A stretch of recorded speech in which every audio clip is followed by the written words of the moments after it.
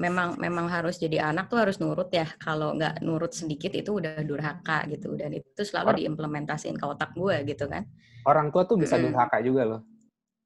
Nah si psikiater ini ngeluarin satu kalimat sama apa yang lu bilang, persis exact words yang kayak lu bilang tadi. Bukan anak yang bisa durhaka, tapi orang tua juga bisa durhaka. Di situ langsung gue sampai kaget. Dear orang tua, anak itu bukan punya elu. Anak itu cuman titipan. Ya. Dia cuman numpang lahir. Melawan orang tua tuh nggak apa-apa. Gua Yaser Fadli ngomong ini secara sadar. Melawan orang tua tuh nggak apa-apa.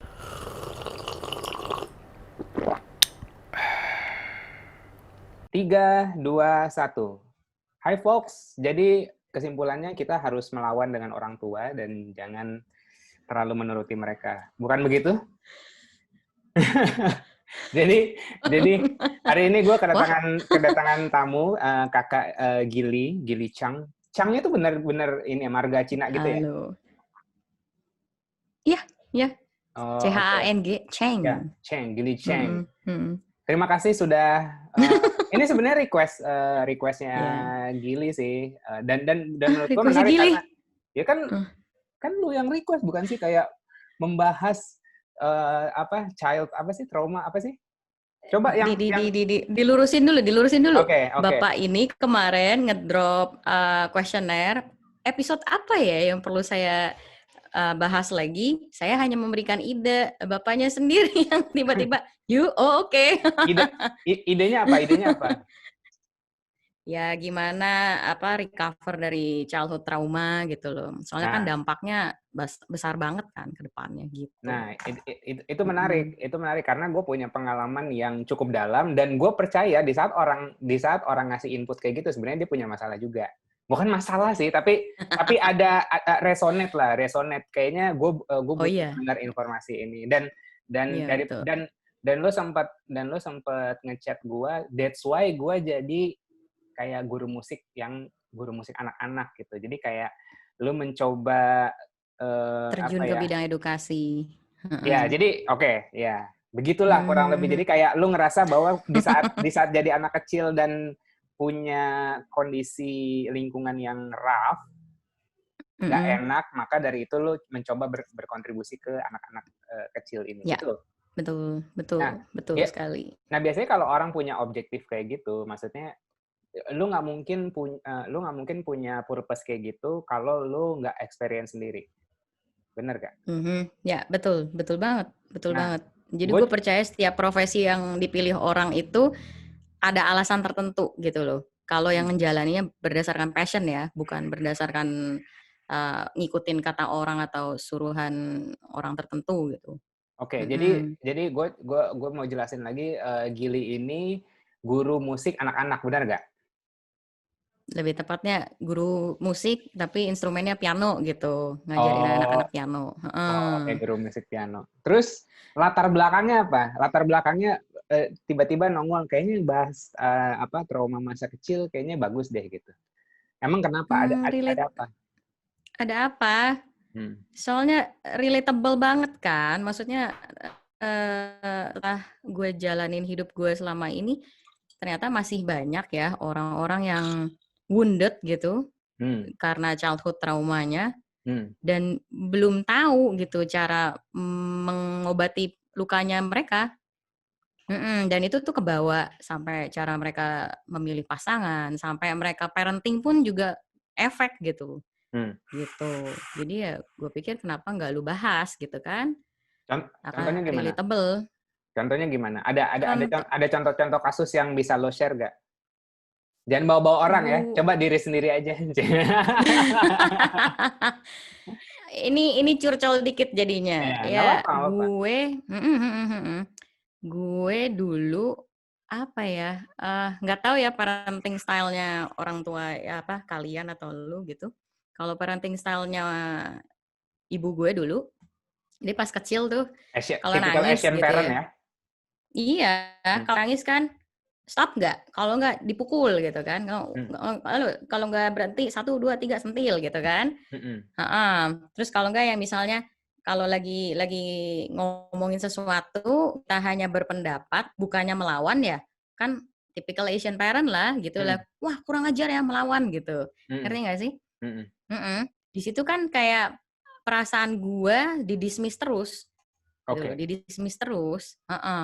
Apapun yang gue rasain hari itu atau apa selalu didismiss, selalu dibilangnya stop. Misalnya kan gue nangis disuruh stop. Kalau gue marah dibilangnya gue gak bagus kalau marah tuh. Itu efeknya sampai ke bawaan sampai pas gue dewasa. Ketika ada orang yang crossing boundaries gue atau gue ngerasain susah di dalam pikiran atau dalam hati, gue tuh nggak bisa nyampein ke orang lain. Karena kan sudah dilatih dari kecil bahwa itu tidak baik kan.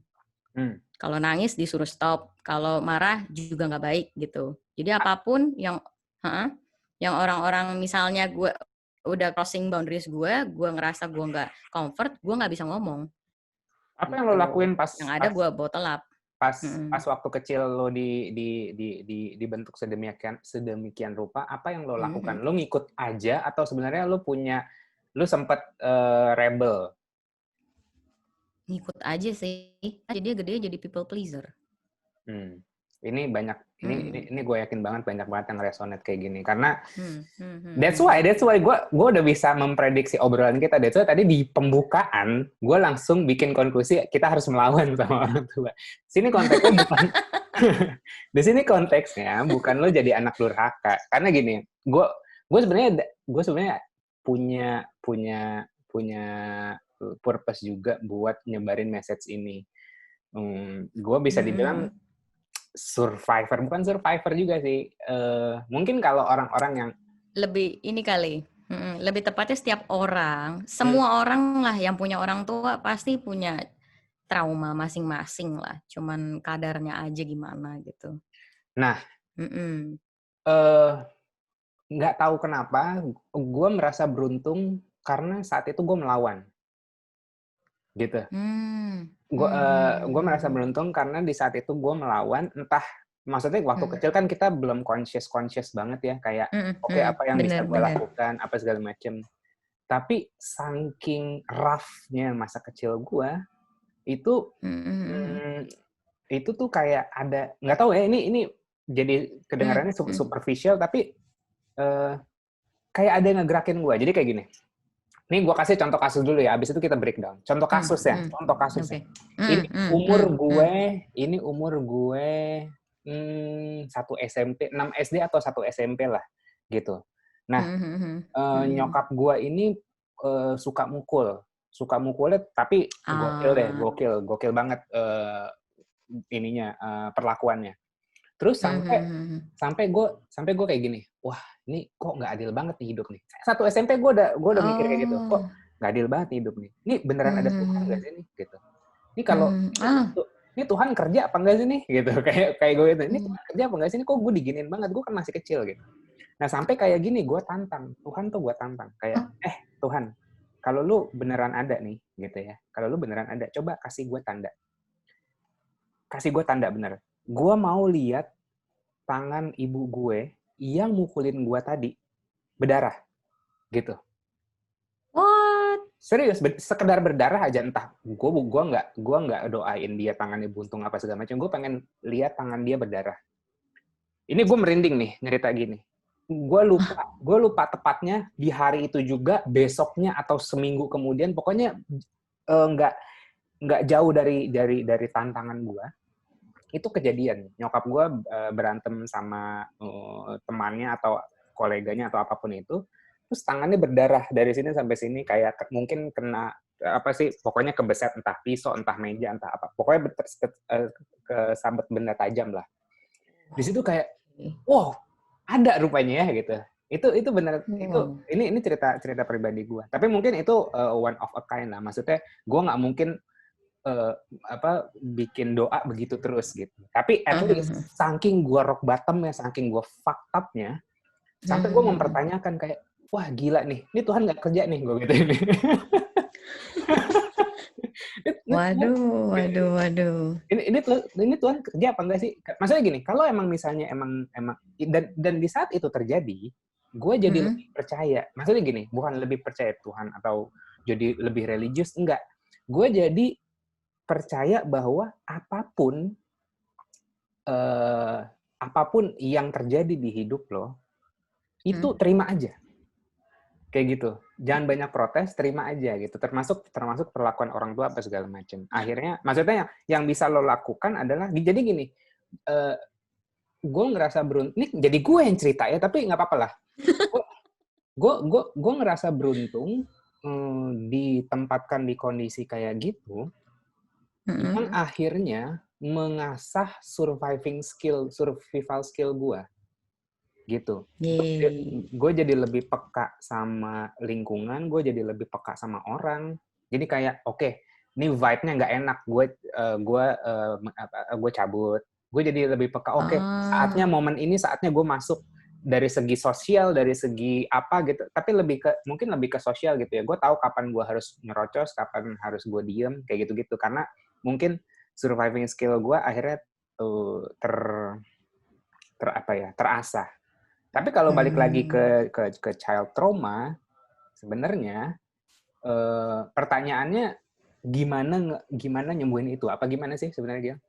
Yang lo gimana nyembuhin itu? Wah, ini tiap orang kan beda-beda ya. Gue pribadi juga butuh waktu yang wow, kalau dibikinin film tuh bisa berepisode-episode kali itu. Tapi diri lo sendiri udah beres apa belum sebenarnya? Baru awal tahun ini beres.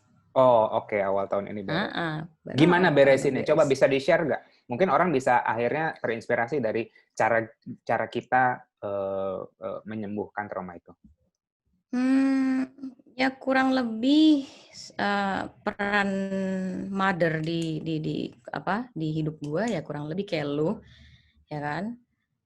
Awal-awal gue juga bingung. Oh, apa ya? Memang harus jadi anak tuh harus nurut ya. Kalau nggak nurut sedikit itu udah durhaka gitu. Dan itu selalu diimplementasiin ke otak gue gitu kan. Orang tua tuh bisa durhaka juga loh. Nah, gue udah sampai satu waktu sampai breakdown, gue udah nggak tahu. Karena yang tadi gue bilang, gue tuh dari kecil nggak biasa untuk menyampaikan perasaan gue ke orang lain. Gue nggak bisa curhat. Nggak bisa curhat juga ke orang kan. Akhirnya gue sampai breakdown, gue udah nggak tahan. Yang gue lakukan adalah seek for a professional help. Ke psikolog apa psikiater? Psikiater. Curang. Bagi resepnya sih coba. Di situ gue nangis kan pas cerita kan, aduh bingung nih kok gue dibilangnya anak yang begitu gitu kan. Gue curhat panjang lebar ke psikiater. Nah si psikiater ini ngeluarin satu kalimat sama apa yang lu bilang, persis exact words yang kayak lu bilang tadi. Bukan anak yang bisa durhaka, tapi orang tua juga bisa durhaka. Di situ langsung gue sampai kaget, yang tadinya nangis banjir kayak wah gitu kan, sampai kaget shock gitu. Karena seumur hidup gue nggak pernah dengar statement seperti itu. Gitu loh. Pertama, kenapa gue seek for professional help gini? Karena menurut gue kalau gue cerita ke temen, belum tentu mereka punya background yang sama gue, dan ya common respons dari orang apa sih biasanya? Ya udahlah, ngertiin aja, ya sabar, ngertiin aja gitu kan. Itu orang tua loh, gitu bla bla bla gitu kan.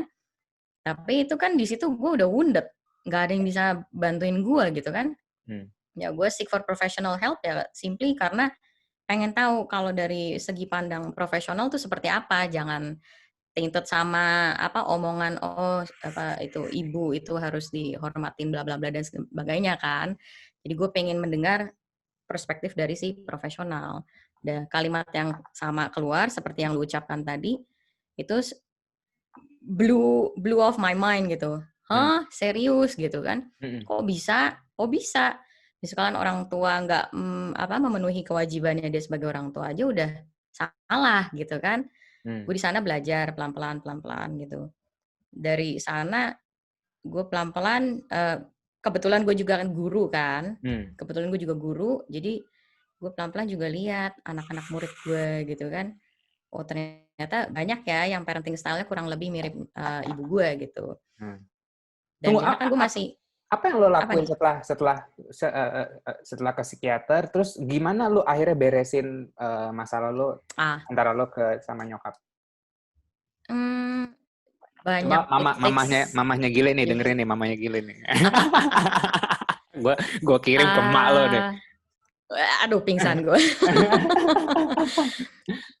Sebenarnya gini. Jadi sampai membawa gue akhirnya hyper fokus banget sama yang namanya psikologi gitu kan. Gue dissect, gue cari tahu kenapa ibu gue kok begitu ya. Awal-awal gue nggak terima gitu kan. Masa sih seorang ibu tega banget sampai begitunya gitu. Masa sih seorang ibu tuh bisa begini gitu. Gue cari tahu ternyata nyokap tuh bisa dikategorikan sebagai NPD. Narcissistic Personality Disorder. Ya. Nah, gitu loh. Nah, di sini sih mungkin masih nggak tahu Baby udah banyak yang boomer. tahu atau belum. Baby boomer lo semuanya narsis, gitu. Cuman ya intinya gue baca buku, gue juga maksudnya dengerin podcast, gue ikutin lah apa yang ahli-ahli coachnya yang NPD yang buat nyembuhin luka-luka NPD abuse gitu kan. Wah, kok semuanya bener gini loh, cara mereka gaslighting, cara mereka manipulate gitu kan. Wow, kok bisa begitu ya, sama ya apa yang gue rasain dan yang kejadiannya seperti itu gitu ternyata. Gitu kan gue cari, awal-awal gue belum ngerti kenapa kok bisa NPD gitu kan. Akhirnya di awal tahun ini gue nemuin jawaban. Wow, ternyata NPD pun sebenarnya juga bisa dibilang ya victim dari parenting style-nya mereka Ya, turun juga gitu menurun. loh. Dan gue cari tahu memang beliau pernah cerita tentang masa lalunya begini. Ya zaman dahulu ya, orang dulu kan banyak anak banyak rezeki gitu kan. Nah dari situ gue baru nangkep ini kayaknya beliau dulu tuh di neglect. Ngerti nggak? Jadi pas umurannya masih harus dilatih empatinya, dia nggak dapet gitu loh. Jadi tumbuhlah dia menjadi seperti itu gitu. Terus setelah tahu oh oke, orang tua gue begini, terus gue kena dampaknya, terus apa yang lo lakukan? Lo ngomong, lo ngapain? Oh, gue kan waktu itu kan udah seek for professional help kan. Simply NPD itu memang nggak bisa di-cure sih. Nggak bisa di-cure sih. Jadi ya daripada gue membawa wound gue kemana-mana, inget reliving my trauma past terus buat apa kan. Ya. Jadi ya sekarang gue lebih mengerti dia pun juga korban gitu loh. Jadi ya sudahlah. Tapi maksudnya gue simply forgiving her for the sake of my sanity, for the sake of my health. Intinya gitu. Oke. Iya benar. Gitu. Karena mau gimana juga kita nggak bisa ngerubah orang tua kita. Sulit. Ya, udah tua, udah batu ya kan, udah emang berpuluh-puluh tahun dia menjalani hidupnya seperti itu, terus tiba-tiba ada anak baru, ada manusia yang gue lahirin sendiri tuh sok-sok ngajarin gue gitu kan. Padahal nih dear parents, ini gue ngomong kepada orang tua di seluruh Indonesia. Dear orang tua, anak itu bukan punya elu. Anak itu cuman titipan. Ya. Dia cuman numpang lahir, bukan lu kontrol sepenuhnya. Tolong orang tua, jangan ego. Ya. Jangan gila-gila ngontrol anak lu. Anak lu itu punya hak untuk bebas, punya hak untuk memilih hidup dia sendiri gitu. Anda setuju? Ya betul. Istilahnya ya itu yang pengen gue spread awareness gitu ke parents, ke teachers kalian pun juga kan. Lebih mindful lah kita yang jadi orang tua. Apalagi kan kiblat gue tuh selalu balik lagi ke si Bruce Lipton ya. Keren! Bruce Lipton! Keren. Coba cerita. Iya, pemrograman anak seorang itu kan terjadi pada 7 tahun awal kan. Di mana consciousness aja belum ada gitu kan. Yang gelombang yang bekerja juga theta wave. Jadi apapun yang mereka witness, apapun yang mereka lihat, meskipun itu dilakuin secara sengaja atau enggak, itu terdownload. Iya. subconscious Jadi program subconscious ya. kita. Bener. Jadinya kebawa sampai nanti dia udah umur 35, ya itu Nah, habit yang di-repeat terus. Gimana lo nge-rip off recording dari kecil lo sampai umur lo berapa sekarang? 27. 27, Bu. Masih muda. Oh, masih muda. Enggak ya? Masih muda. Enggak. Oke. Enggak, maksudnya kayak, maksudnya dari kecil sampai umur 20-an kan subconscious lo udah ditimpa terus nih, begitu kan. Nah, terus Ya akhirnya itu, kan rip lo off-nya susah banget. sampai Susah banget. Udah beres belum?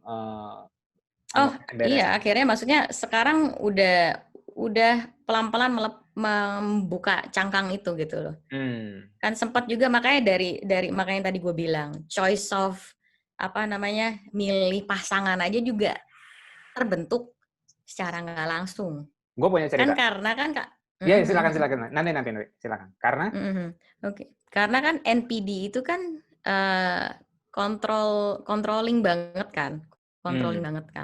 Jadi benar-benar nggak membiarkan lu mengambil keputusan sama sekali gitu kan.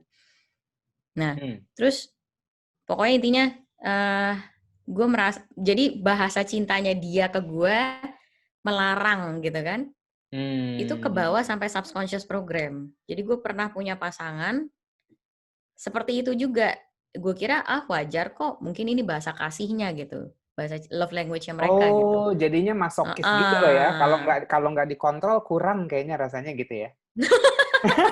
Iya kan? Oke. Jadi masokis Ya, gitu. intinya sih gitu. Tapi menderita. Tapi menderita perasaannya. Apa yang paling susah lo rip off? Hal apa yang paling susah lo rip off? Ya itu waktu itu kecenderungan mencari pasangan seperti itu gitu. Senangnya yang dikontrol. Tapi padahal sedih sendiri juga gitu, susah sendiri. Susah sendiri gitu loh. Ada pengaruhnya nggak sama kayak lu kemandirian lu dalam mengambil keputusan? Oh, banget. Indecisive banget pada waktu itu. Apapun yang pengen gue kerjain, gue mesti seek for approval-nya orang validasi dulu. Validasi dulu ya. Iya, validasi dulu. Baru gue yang kayak, oke gitu. Nggak bisa yang kayak, ya gue mau kerjain ini, gue mau ngerjain ini. Nggak bisa. Selalu gue tungguin dulu gitu kan. Gue entah itu gue tanya approval-nya ke pasangan ataupun ke kakak gue. Selalu seperti itu gitu. Nggak bisa ngambil keputusan sendiri. Oke. Tapi gue dengar cerita lo agak lu terbalik sama gue. Lu kan maksudnya lu korban NPD tapi akhirnya lu saat berpasangan akhirnya lu kayak nyari yang kalau nggak dikontrol kurang nih gitu kan ya. Nah, kalau gue jadi gini, nyokap gue nih orang Padang. Orang Padang itu kan materialinial kalau nggak salah. Pokoknya bukan matre. Gitu kan. Nah, bukan tapi mat gitu ya. Nah, nyokap bokap gue Padang gitu. Jadi kayak ngikutin budayanya orang Padang, ceweknya tuh geragat. Dominan. Gitu. Ceweknya tuh geragat. Bokap gue di-abuse. Bokap gue di-abuse secara mental. Ya, bokap gue di-abuse secara mental. Yes. Ya, bokap gue di-abuse secara mental. Gue ngelihat dari mata kepala gue sendiri dan akhirnya kan terekam subconscious ke gue. Dan ini satu keluarga juga nggak ngerti ya. Satu keluarga besar juga nggak ngerti cara ngurus anak juga nih kayaknya nih. Banyak input yang kayak jadinya gini. Nanti cari istri jangan kayak mamamu. Nanti cari istri jadi kayak mamamu. Itu jadi ketakutan. Sampai bokap gue juga bilang kayak nanti kamu cari istri jangan kayak mamamu ya nak, kayak gitu-gitu. Itu bener-bener kesuntik ke kepala gue. Akhirnya itu membuat gue bener-bener hyper control. Gue malah jadi kayak nyokap gue. Jadi kayak gue nggak mau kontrol sama cewek. Gue nggak mau gitu. Gue nggak mau di-abuse. Gue nggak mau jadi bokap gue. Kayak gitu. Wah, itu dari zaman SMP, SMA, kuliah, gue dominan banget pas pacaran gitu. Jadi kayak gue ngontrol, gue galak gitu. Karena maksudnya kalau misalnya pacar gue nih, seorang wanita yang ngasih input sedikit, nggak bisa gitu. Sebenarnya bukan karena inputnya salah, tapi gue nggak mau tersandung dan akhirnya gue kayak nurut sama perempuan. Jadi kayak gitu tuh. Karena gue takut, gue berakhir seperti bokap gue gitu. Itu akhirnya ini banget ngebuat gue kayak gitu banget. Terus ya akhirnya kayak karena repeating relationship yang kayak gitu, terus gue kayak capek gitu, anjir kok begini amat ya hidup gue gitu kan. Kayak wah, anggapannya kan kalau kita pakai cara yang sama, nggak mungkin punya output yang berbeda kan gitu. Oh iya. Iya kan? Terus akhirnya, oh ini nggak bisa nih. Gue pakai cara yang sama, outputnya selalu sama. Oke, akhirnya kalau lo ke psikiater, kenapa milihnya ke psikiater? Lo mau minta obat ya? Nggak ke psikolog gitu? Enggak sih, lebih tepatnya kan beliau juga punya, katanya dia punya masalah insom kan, si mother itu kan. Jadi gue karena yang gue kenal itu ya udah gue ikutin aja gitu. Cuma kan beda sesi aja gitu. Oke. Kalau dia minta obat, kalau gue hanya konsultasi. Oke. Berhentiin tuh obatnya. Berhentiin obatnya, jangan keterlaluan obat. Udah ya seperti yang lu bilang udah Iya. tertanam. Iya. Udah kita yang jadi anak ya sudahlah mengerti pilihan hidup orang aja gitu kan. Nah, kalau gue nggak pernah ke psikolog atau ke psikiater, tiba-tiba gue diarahkan kayak nggak ada angin, nggak ada hujan. Dulu gue kerja di AIA Sentral, gedung AIA Sentral di Kuningan. Dekat situ kan ada London School, ruko-rukonya London School tuh. Nah, di salah satu rukonya ada kayak meditation studio gitu. Sampai sekarang pun, sampai detik ini pun, gue lupa alasan gue ke sana. Pokoknya tiba-tiba gue ke sana, terus gue tuh bayar tuh membership sebulan, bukan bayar membership sebulan, pokoknya gue ikut kelas, gue nggak peduli harganya berapa, terus gue meditasi gitu. Di situ kayak mungkin ya kayak akhirnya retak lah si cangkangnya ini, kayak oh ada perubahan nih dalam diri gue gitu. Karena benar, di saat kita mau memperbaiki kondisi, kayak misalnya lo mau memperbaiki kondisi lo antara lo dan nyokap lo, yang bisa kita lakuin bukannya merubah nyokap kita, merubah orang lain, tapi yang bisa kita lakukan adalah merubah diri kita sendiri gitu. Kayak gitu. Jadi tadi sebenarnya gue mancing lo sih kayak, terus apa yang lo lakukan kepada nyokap lo? Oh enggak, biarin aja. Terus gue mencoba forgiving. Oh ya benar berarti.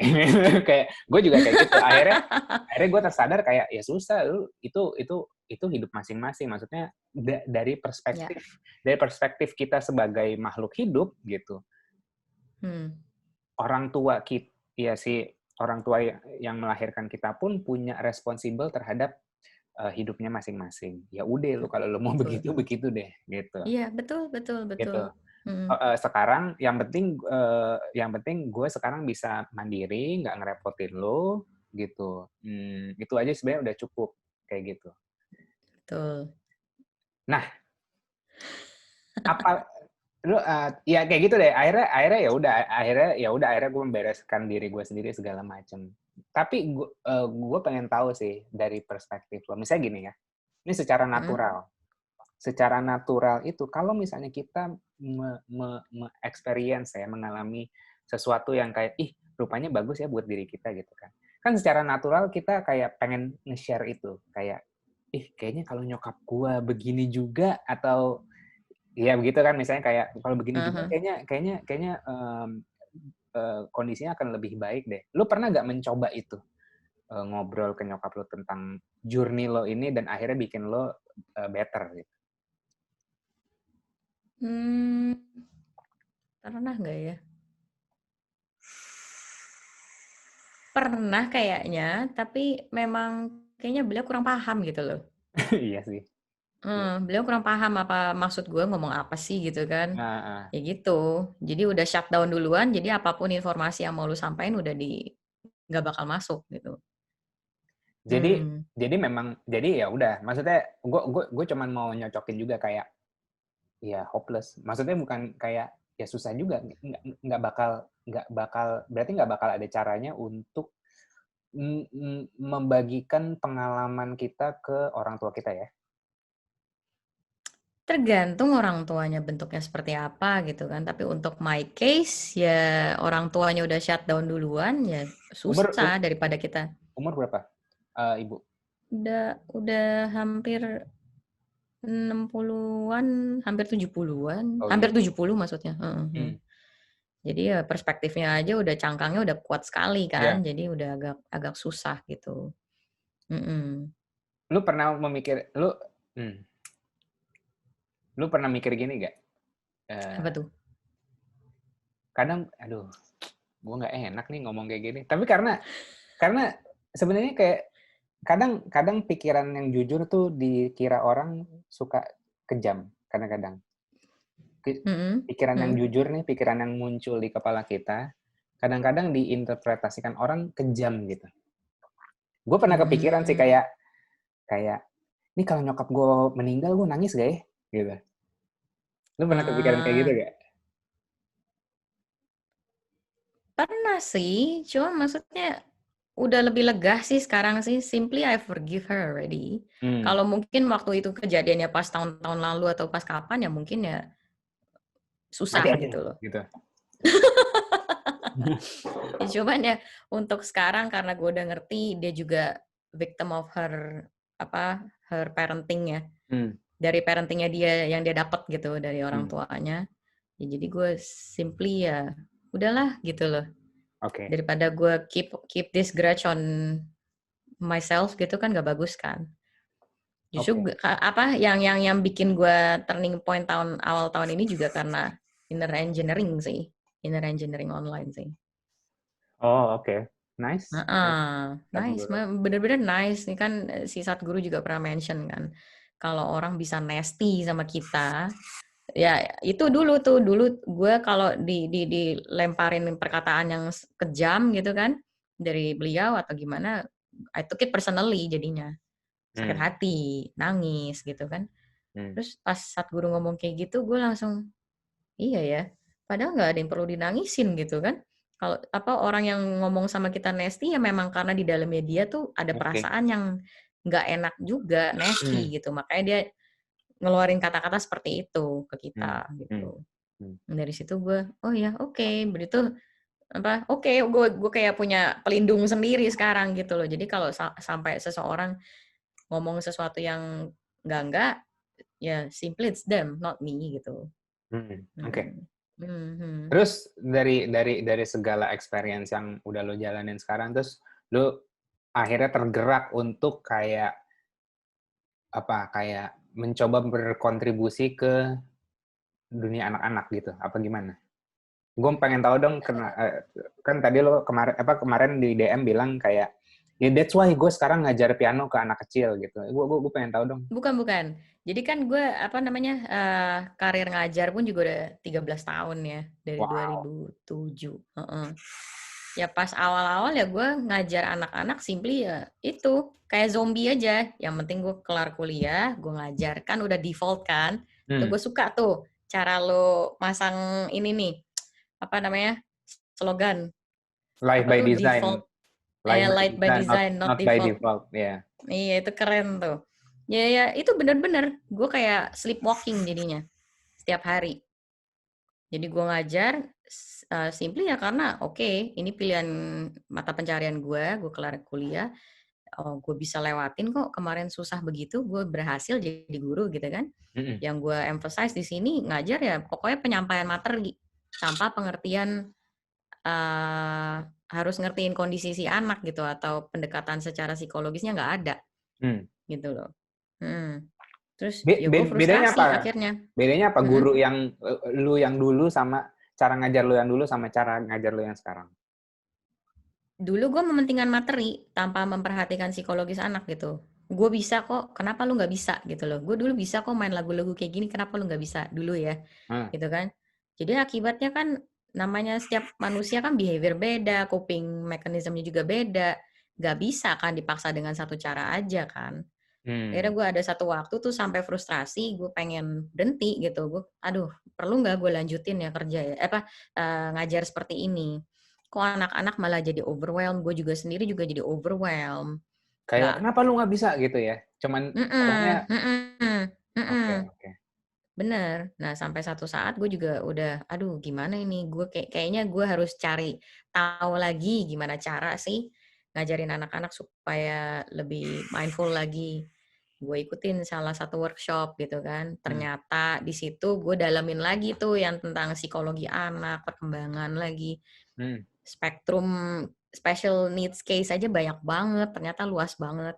Di situ gue pelan-pelan turunin ekspektasi gue ke mereka gitu. Nggak seperti waktu gue baru kelar kuliah, begitu idealisnya, anak-anak harus bisa kayak gue gitu kan nggak bisa. Gitu loh. Dari sana gue pelan-pelan, ternyata seru ya ngajar kayak begini ya. Jangan too much expectation on them gitu kan. Terus lebih ngertiin psikologisnya si anak. Terus gue juga belajar kan yang tadi gue bilang dulu parenting style-nya keluarga gue gitu. Kalau orang merasakan apa selalu didismiss kan. Iya. Nah, jadi pelan-pelan dari situ gue juga ngajarin anak-anak, misalkan kalau datang ke kelas gue tanya how are you, jawabnya jangan I'm fine aja gitu loh. Itu Beneran kan jujur textbook gitu. kan. Iya, jadi itu di sana mereka juga dibantu mengenal perasaan mereka sendiri, baru nanti mereka bisa mengerti apa sih yang namanya empati, ngerti juga perasaan orang lain gitu loh. Effortnya lebih, bayarannya nambah gitu. Enggak lah. Waduh, ini guru bagus ini sebenarnya nih. Tolong ya, tolong orang tua murid, ini guru bagus ini. Ya enggak lah, soalnya kan simply, aduh, gue tuh gila, ternyata hal sekecil itu ya, cuma nanya how are you aja gitu. Biar anak-anak tuh bisa belajar tentang emotionsnya mereka, regulasi sendiri, caranya gimana. Itu tuh dampaknya sampai ke dewasa. Ya inilah gue gitu, yang dulunya nggak pernah dapat seperti itu, jadi kayak begini dulunya. Kalau lu nonton Friends, gue relatable banget sama si Chandler. Gua nggak nonton. Kalau orang, Gua nontonnya Sex and the City. ya pokoknya intinya si karakter Chandler ini, kalau dia udah di situasi yang awkward gitu ya, atau somebody crosses his boundaries, dia bukan yang ngomong gue nggak suka, malah jadi sarcastic joke. Aduh itu gue banget. Oke. Gue nggak bisa ngomong sama orang gitu. Oke. Kayak gitu. Nih, gue pengen tahu intens lo. Maksudnya gini. Oke. Jadi guru yang dulu bayarannya sama guru yang sekarang, yang effortnya lebih, yang lu execute more empathy, more effort, more energy, bayarannya sama. Gitu kan? Kenapa lu masih ngelakuin itu? Kenapa lu masih ngelakuin itu? Masih ngelakuin ini. Maksudnya kayak, oke, gue berempati dan nggak berempati sama aja kok bayarannya, misalnya kayak gitu. Ini gue harus ngobrol biar nggak terlalu, maksudnya gue mesti grounding juga, nggak usah terlalu yang kayak spirituality apa psikologi apa segala macam, tapi gue mau coba nyentuh groundnya juga gitu dari sisi fisikal dan materialistik. Tapi kan di situ pasti ada punya background di situ gitu. Apa ada kepuasan sendiri atau sebenarnya ini sebagai kontribusi kayak pembayaran masa kecil lo yang dulu lo nggak dihargain perasaannya, terus akhirnya kayak oke, gue kontribut lah. Oh iya, betul apa yang Anda bilang. Ya, sempat punya pemikiran kan, maksudnya ada quote bilang gue lupa exact words-nya gimana, maksudnya kan yang bilang lu kalau jadi orang tuh be a person that you wish, gue lupa exact words-nya serius, cuma maksudnya gini, lu tuh jadi orang yang lu idamkan, ngerti nggak sih? Idamkan dalam arti gini, pas waktu lu susah dulu waktu kecil, coba kalau orang itu ada gitu, hidup lu kan jadi beda gitu kan. Nah, jadilah seperti itu. I don't know how to gitu put ya. that in the words. Ya, kira-kira begitu gitu. Maksudnya gue juga sering witness gitu kan, anak-anak murid gue yang kena abuse juga sama parents-nya. Apa tanda-tandanya? Tanda-tandanya apa sih? Lo bisa ngelihat itu, tanda-tandanya gimana?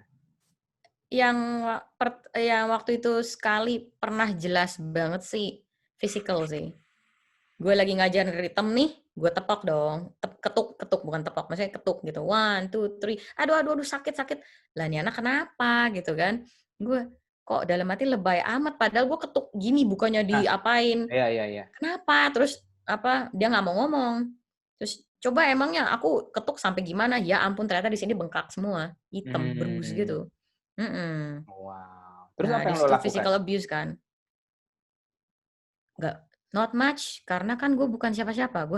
Posisi gue hanya guru musik dan gue nggak boleh intervensi kan. Iya. Gue cuman hanya bisa ngomong, do you need a professionals help? Itu Gue umur bisa berapa anaknya? rekomendasiin. Pada waktu itu SMP 3 ya atau SMA, gue lupa deh. Pokoknya udah junior high apa senior high gitu. Oke. Tapi yang pasti gue cuma bisa ngomong, lu gak usah takut, maksudnya ya tetap di orang tua lu. Cuman gue bisa mastiin ketika lu datang ke sini, you're safe gitu loh. Gue cuma bisa tawarin seperti itu aja. Karena kan, maksudnya kan hal seperti ini kan kompleks banget ya. Nggak bisa campur tangan orang lain gitu kan. Boundaries profesional sama personalnya jadi nggak ada nanti kan. Gitu. Ya, betul. Terus ngomong-ngomongin perihal mengajar nih, ya, di kondisi yang kayak gini, maksudnya gini, lo kan jadi gini, bisa nggak kita berempati via online? Jadi kayak gini, kalau lo ngajar one on one sama murid lo bisa kayak mungkin dari gestur badan lo, dari sentuhan, dari intonasi suara segala macam. Nah ini gimana di online kayak gini ngajar tuh jadi apa tantangannya? Yang pasti koneksi internet. Kadang up and down kan. Tapi untuk empathizing justru harus lebih tinggi lagi. Karena apa? Mereka kan stay at home. Pasti mereka bosen. Mereka kan juga manusia, bosen. Mereka nggak bisa ngapa-ngapain. Jadi ketika mereka acting out, misalnya kayak tiba-tiba main-mainin handphonenya, dimatiin, ditutup, dibuka gitu kan. Ya gue harus ngertiin gitu kan. Maksudnya bukan mereka nakal ya, mereka karena bosen, nggak tahu mesti ngapain lagi. Gitu kayak gue ajak main, ya gue ya itulah role play sama mereka gitu, pakai suara-suara, mungkin lagi ceritain tentang nursery rhymes gitu, gue bikin suara-suara gue biar mereka terhibur gitu. Kayak gitu-gitu. Ya ngertiin aja gitu pas mereka lagi, banyak sih soalnya anak-anak yang seperti itu gitu kan, acting out gitu kan, lari-lari, nanti dia pergi dari device-nya, ntar baru balik lagi. Ya gue biarin aja gitu, daripada gue marah-marah buat apa juga. Ya memang karena mereka bosen kan. Kan duduk di depan device begini aja kalau terus-terusan berlamaan udah nggak normal posturnya gitu. Iya. Oke. Gitu. Gua ada mau nanya sama lo, pertanyaan pribadi sih. Maksudnya misalnya gini, kalau ngobrolin tentang mengajar itu kan partially itu adalah nge-share knowledge. Walaupun nggak sepenuhnya nge-share knowledge. Benar nggak? Pasti ada aspek-aspek yang lain selain nge-share knowledge. Oh iya. Iya kan? Tapi salah satunya nge-share knowledge. Nah, 1 tahun terakhir gue ngeliat trennya Instagram itu bukan menjadi media sosial lagi, tapi jadi kayak media aja buat kayak ngasih knowledge gitu kan. Nah, menurut gue sayang sekali karena orang jadinya cuman kayak ya udah gue mengkonsumsi knowledge aja, plain cuman ngekonsumsi knowledge gitu. Padahal sebenarnya aspek-aspek selain mengkonsumsi knowledge atau nge-share dan mengkonsumsi knowledge di dalam mengajar itu bukan sharing knowledge aja. Coba lu bisa breakdown nggak? Tapi sebelum gue bertanya, tapi lu bisa breakdown nggak? Dalam mengajar selain nge-share knowledge, apa aja sih sebenarnya aktivitasnya? Apa aja yang guru lakuin? Di kelas gue nih maksudnya nih? Iya, dari kelas pengalaman. Bermusik gue nih? Iya. Oh iya, pastinya harus perhatikan dulu kondisinya si anak hari ini. Ya, makanya gue bilang, selalu udah gue cerita juga di ini yang di podcast yang lain. Ketika gue mulai kelas, akan selalu gue tanyain, how are you? Even mereka jawabnya, oh I'm happy today gitu. Gue juga nggak bilang, Yakin okay, lah, gitu. you're happy, good gitu. Ya gue tanya, what makes you happy today? Gue tanyain lagi supaya mereka ngerti kan. Oh iya, ini perasaan yang gue rasain happy bener. Karena apa alasannya gitu. Harus ada alasannya kan. Biar mereka tuh tahu, oh kondisi mereka tuh seperti itu. Kalau sad pun gue juga bakal tanya, kenapa? Apa yang membuat lu sad hari ini gitu kan. Di situ gue selalu akan mengajak mereka untuk mengerti dulu kondisi mereka hari itu. Jadi Setelah mereka intinya komunikasi dua arah lah ya, gitu. Oh iya dong, harus dong. Nah, sekarang kan belajar online, aplikasi belajar online segala macam, atau informasi yang ada di YouTube, internet, even itu educational content, itu kan sifatnya satu arah. Nah, menurut lo gimana sebagai guru, gimana caranya kita put knowledge ke internet, tapi tetap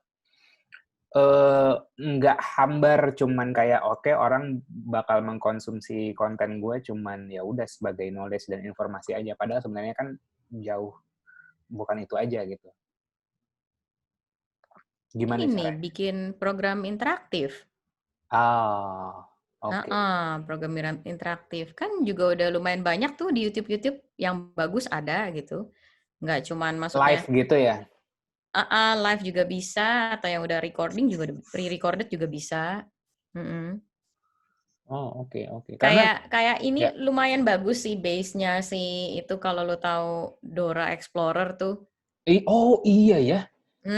Oh iya Kan ya. ditanya kan, lihat Oke. nggak? Padahal mereka kan udah pre-recorded gitu kan. Iya, Tapi iya, kan iya. anak-anak tetap dikiranya diajak interaksi Oh gitu. Oh iya, iya benar. lihat gitu.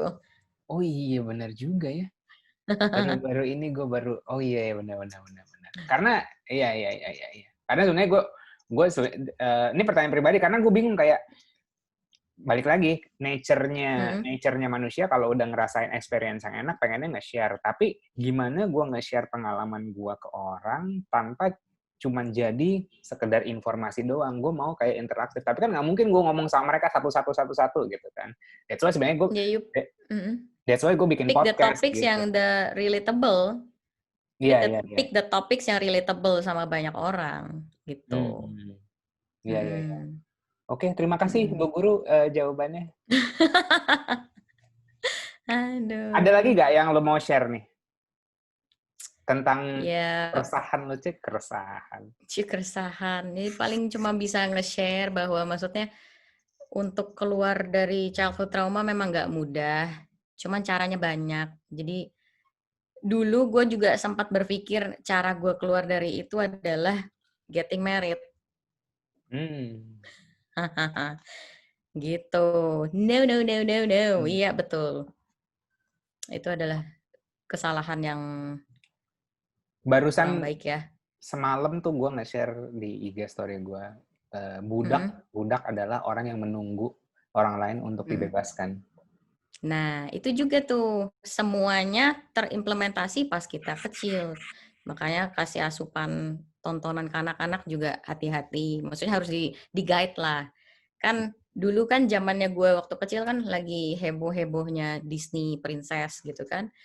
Snow White direscue sama prince-nya, Cinderella direscue sama prince-nya, gitu kan. Jadi kan itu secara nggak sadar kita diajarin untuk direscue sama seseorang gitu kan. Nah, makanya waktu itu sempat punya pemikiran, oke, cara gue keluar dari kondisi gue pada saat itu adalah getting married. Gitu. Dan banyak yang sudah melakukan itu loh. Yes, dan itu akhirnya ya bukannya menyembuhkan luka, yang ada lukanya jadi double triple. Malah dampaknya yang lebih kasihan lagi adalah ke anak-anak mereka, begitu. Kayaknya itu bakal itu bakal jadi pembahasan di podcast berikutnya kali ya, karena bakal panjang. Berikutnya. Iya, karena apa itu panjang sih, kayak untuk kayak perihal relationship atau perihal pernikahan, karena gue mau membatasi biar nggak terlalu lebar. Kita dua aja nih ngebahasnya tentang childhood trauma sama teaching guru-guruan inilah gitu.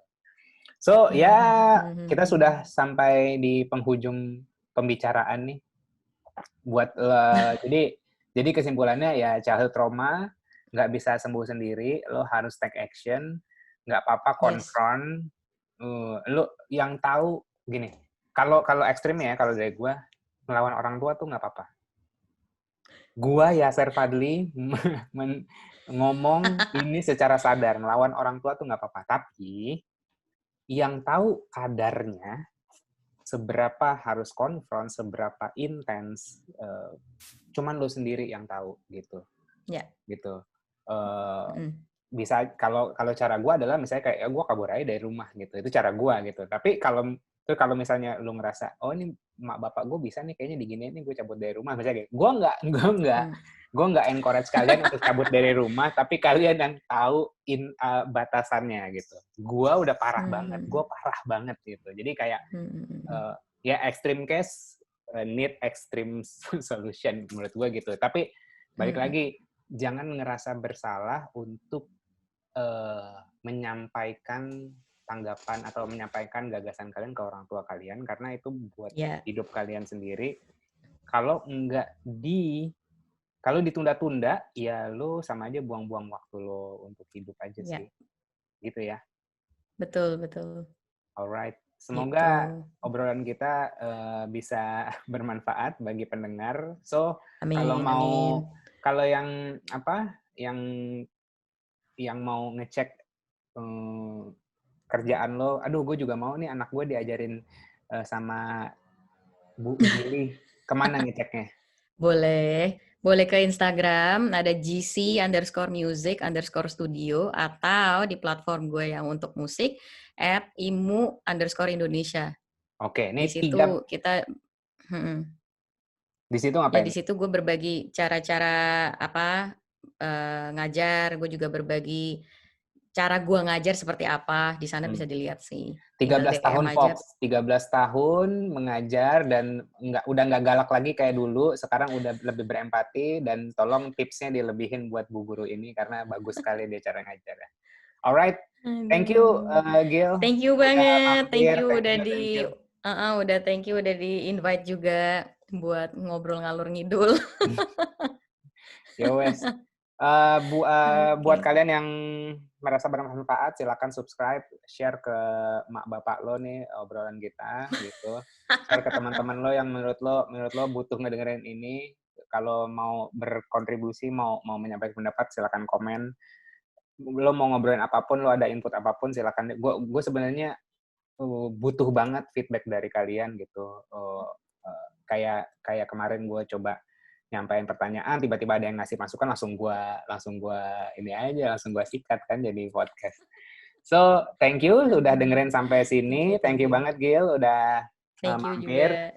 So, sampai jumpa di podcast Yash a Moment berikutnya, Life by Design, Not by Default. Bye-bye. Bye-bye.